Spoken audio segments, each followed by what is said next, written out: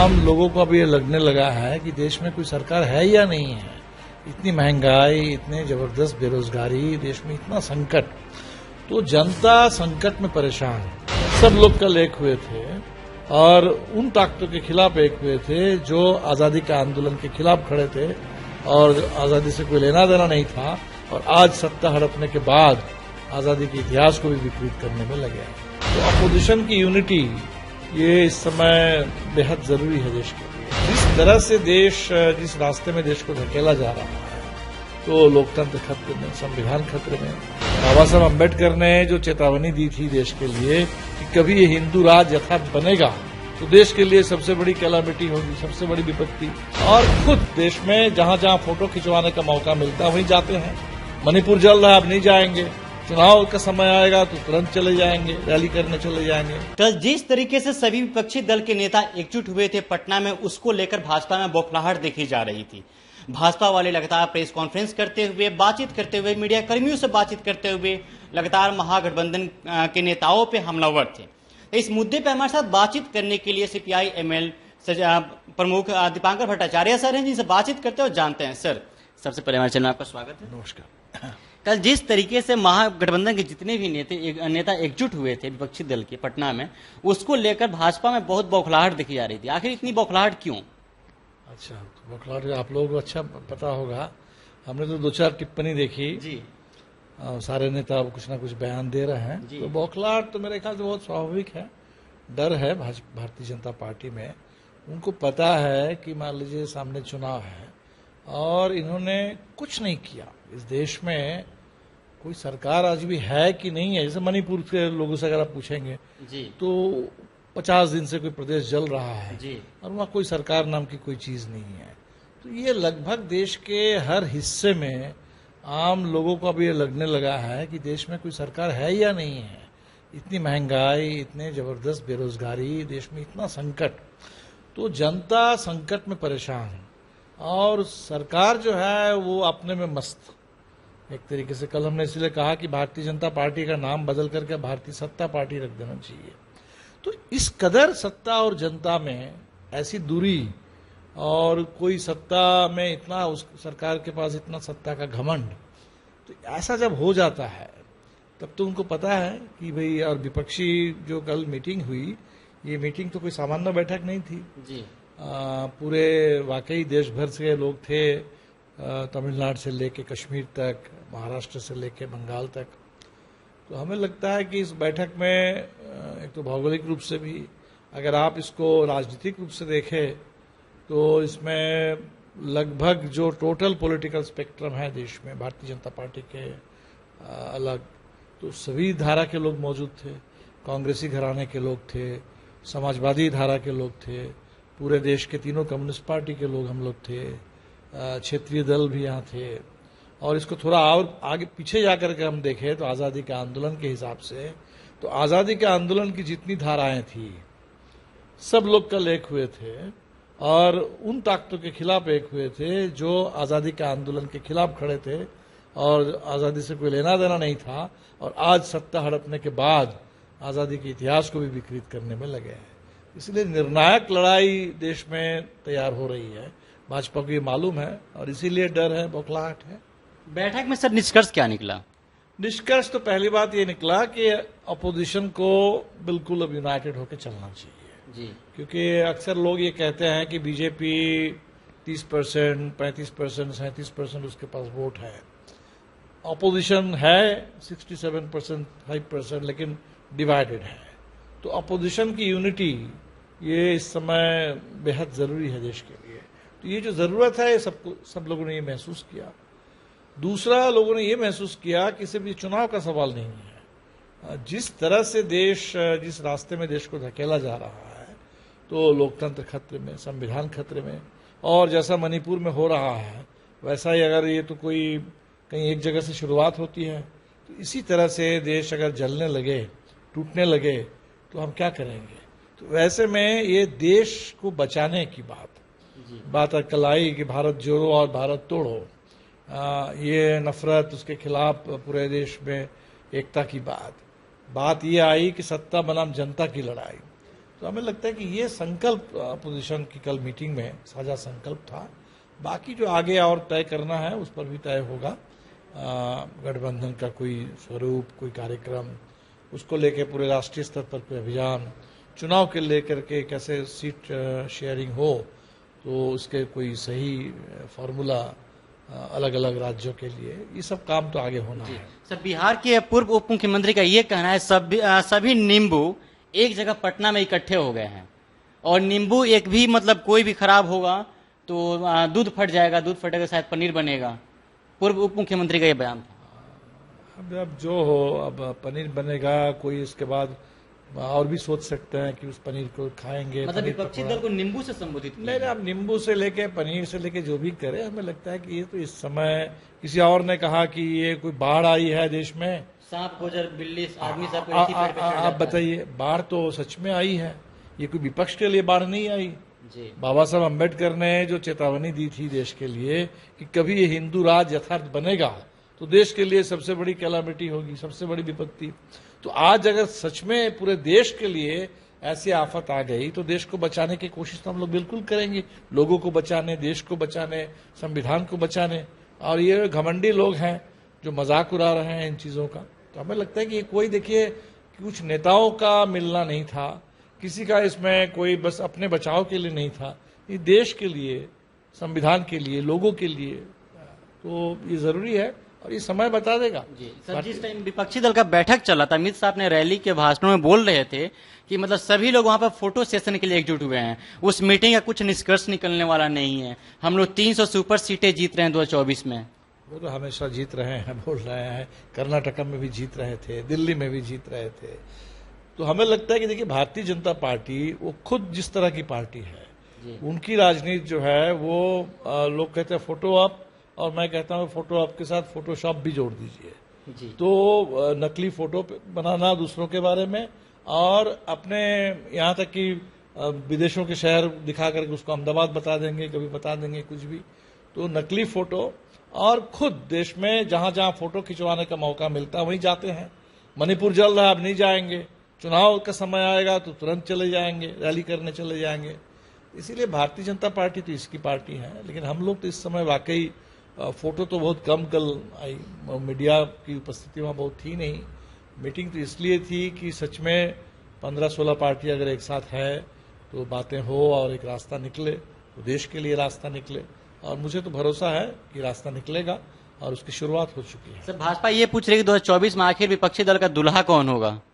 अब ये सब देखिए, उनकी गलतफहमी है, वो चेहरे की बात करते, उनको लगता है कि चेहरे पर देश चलता है, उनको लगता है कि मोदी जी का जो एक चेहरा है उसी से उनको पूरे देश के वो मास्टर की है। पंचायत भी जीता जा सकता है, विधानसभा भी जीता जा सकता है, लोकसभा भी जीता जा सकता है। तो अब तो धीरे धीरे कर्नाटक ने बताया, मोदी जी का चेहरा भी काम नहीं आया, बजरंगबली का नारा भी काम नहीं आया। इसीलिए सवाल चेहरे का नहीं है, सत्ता बनाम जनता की लड़ाई है, और ऐसी लड़ाई में इस देश में कभी तो ये संकट नहीं आया। बहुत सारे संकट आए, लेकिन कभी ऐसा संकट आया क्या कि जब कोई सरकार है लेकिन प्रधानमंत्री नहीं है? तो सरकार बनेगी, प्रधानमंत्री भी चुने जाएंगे। सर, कहीं ना कहीं कल की बैठक में टकरार भी देखी जा रही थी अरविंद केजरीवाल को लेकर, कांग्रेस को लेकर। ये जरूर केजरीवाल जी ने जो मुद्दा उठाया वो तो सबका ही मुद्दा था जी। और जब हम कह रहे हैं कि संविधान खतरे में है, संघीय ढांचा खतरे में है, न्यायपालिका पर हमले हो रहे हैं, तो दिल्ली का वो जो ऑर्डिनेंस है वो तो उसका बड़ा उदाहरण है। सवाल तो वहां मेरे ख्याल से नहीं है। केजरीवाल जी के मन में, आपके मन में एक आशंका है। उनके मन में आशंका ये है कि जो कटुता इनकी रही है करवाहट रिश्तों में कांग्रेस के साथ, तो शायद इस वजह से कांग्रेस खुलकर इस ऑर्डिनेंस का विरोध नहीं करेगी। तो हम लोगों ने सबने उनसे कहा कि भाई हमें लगता है कि ये आशंका निराधार है, क्योंकि कांग्रेस को या किसी भी पार्टी को वो ये देख करके नहीं तय करना है कि इसमें कौन पार्टी भुक्तभोगी है। अगर ये तय होता तो कल तो हमारे कश्मीर के नेताओं ने खुल करके कहा कि जब कश्मीर पर हमला हुआ, 370 को खत्म किया गया, कश्मीर के राज्य का दर्जा छीन लिया गया, 2 केंद्र शासित इलाके में उसको बांट दिया गया, उस समय ये अफसोस की बात है। केजरीवाल जी, उनकी पार्टी आम आदमी पार्टी सबसे पहले भाजपा का समर्थन उन्होंने दिया, इसको लेकर के लोगों में दुख था। लेकिन कश्मीर के नेताओं ने ये नहीं कहा कि आपने हमारा साथ नहीं दिया, लिहाजा आज आप संकट में हैं तो हम आपका साथ नहीं देंगे। तो आज तो सब लोग ये महसूस कर रहे हैं कि एक दूसरे का साथ देना चाहिए, और जितने भी मुद्दे हैं हर मुद्दे पर हम लोग साथ साथ लड़ेंगे। तो हमें लगता है कि केजरीवाल जी को थोड़ा धीरज रखना चाहिए था। और कल जो उन्होंने मीटिंग के बाद, मीटिंग में तो थे लेकिन प्रेस कॉन्फ्रेंस में नहीं थे, और हमने सुना कि बाद में कोई बयान इन्होंने जारी किया जी। तो हमें लगा कि ये थोड़ा जल्दबाजी में उन्होंने एक जो उनका अपनी आशंका है उसके चलते उन्होंने किया। तो हमें लगता है कि समय तो ये साबित कर देगा, और केजरीवाल जी को भी चाहिए कि इस पूरे आशंका को खत्म करें, और अगर संविधान के पक्ष में खड़ा होना चाहते हैं तो बिल्कुल, तब दिल्ली का ऑर्डिनेंस सिर्फ नहीं, जो सवाल वो कह रहे हैं हम करेंगे, वही सवाल बाकी लोग भी करेंगे कि अकेले क्या दिल्ली का ऑर्डिनेंस का सवाल नहीं है, पूरे देश में संविधान खतरे में है। तो पूरे देश का विपक्ष जब वहां एक हो रहा है तो आपको भी तो साथ रहना चाहिए। सर, जिस तरीके से मतलब ये जाना जाता है कि सीपीआई एमएल किसानों की पार्टी है, मजदूरों के लिए लड़ाई लड़ती है, जमीनी स्तर पर लड़ाई लड़ती है, लेकिन कहीं ना कहीं आप लोग पिछले कई सालों से उस स्तर पर लड़ाई लड़ते हुए नहीं दिख रहे हैं। नहीं, पता नहीं किस आधार पर आप कह रहे हैं कि इधर तो 2-3 साल, एक तो कोविड में गए, तो कोविड के समय में लड़ाई हम क्या लड़ते, तब तो लोगों को बचाना, लोगों के साथ रहना, जो भी मुद्दे थे उनके स्वास्थ्य का, पूरे प्रवासी मजदूरों का, सारे मुद्दों पर हम लड़े। पूरे देश भर में जो भी लड़ाइयाँ हो रही है, हर लड़ाई में हम लोग हैं। और अगर बिहार में भी हमने तो कह दिया कि बिहार में भी सरकार जरूर है, लेकिन अगर सरकार से कहीं भी जनता में नाराजगी रहेगी किसी मुद्दे पर, तो हम तो सबसे पहले जनता के साथ है और जनता के आंदोलन और उनके हितों के साथ है, बल्कि वो हम सरकार को इसके बारे में बताएंगे।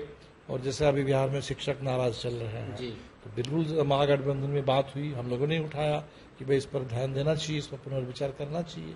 तो सरकार में आंदोलन में तो हमेशा, चाहे वो किसानों का हो, चाहे नौजवानों का हो, चाहे मजदूरों का हो, निजीकरण के खिलाफ हो, आम लोगों के जिंदगी का सवाल हो, महंगाई के खिलाफ, तो हमें लगता है कि हर लड़ाई में बिल्कुल माले हमेशा की तरह अभी भी तैनात है। सर, अभी तो शिक्षक अभ्यर्थियों के लिए बात आप कर रहे हैं, उनकी लड़ाई आप लोग लड़ रहे हैं, उनके तो फॉर्म का प्रोसेस भी शुरू हो चुका है, बहुत जल्द भी एग्जाम भी होने वाला है, लेकिन कुछ सुनवाई नहीं हुई इस पे।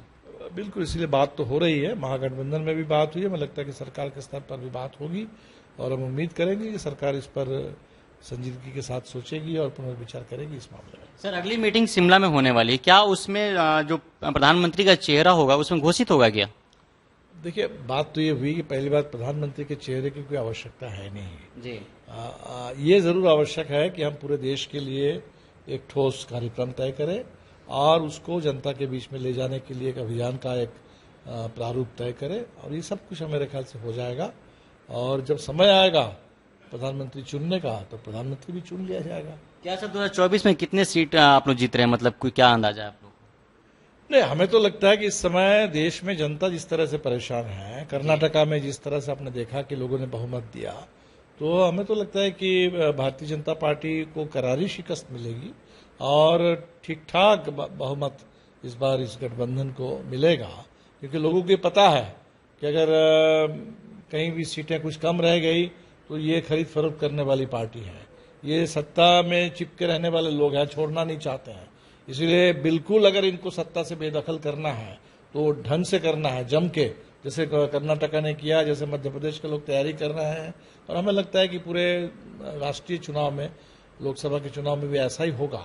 हम तो हर जगह देख रहे हैं, बिहार बदल जाएगा, झारखंड बदल जाएगा, बंगाल में लोग तैयारी कर रहे हैं, और पूरे देश भर में भारतीय जनता पार्टी निश्चित तौर पर हर जगह, हर राज्य में उसको करारी शिकस्त मिलेगी। सर, एक प्रश्न तमाम सत्ताधारी के दिमाग में भी चल रहा है, तमाम लोगों के दिमाग में चल रहा है कि जिस कांग्रेस ने जेपी को अंदर किया, जयप्रकाश नारायण की धरती पर इतना बड़ा मीटिंग हुआ, उनको अंदर किया, मतलब कई सारे नेताओं को अंदर किया, आज वही लोग जाके फिर कांग्रेस से हाथ मिला रहे हैं।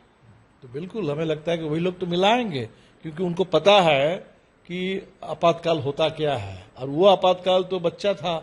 आज जो आपातकाल है इस समय देश में, तो आपातकाल झेल चुके नेता आज अगर चुप रहें, तब तो उन नेताओं पर सवाल होगा कि आपने आपातकाल झेला और आज क्या कर रहे हैं। आज तो मैं कहता हूं कि जेपी अगर होते तो इस समय जेपी अगुवाई करते। आज जो आपने देखा कि विपक्ष की मीटिंग हो रही है और लोग हमेशा एक जेपी जैसे नेता की तलाश करते हैं कि इसका मतलब जेपी कोई कांग्रेस के खिलाफ लड़ने वाला, वो तो समय की बात है कि उस समय कांग्रेस का पूरे देश में शासन था, आपातकाल कांग्रेस ने लागू किया था, लिहाजा कांग्रेस के खिलाफ लड़ाई थी।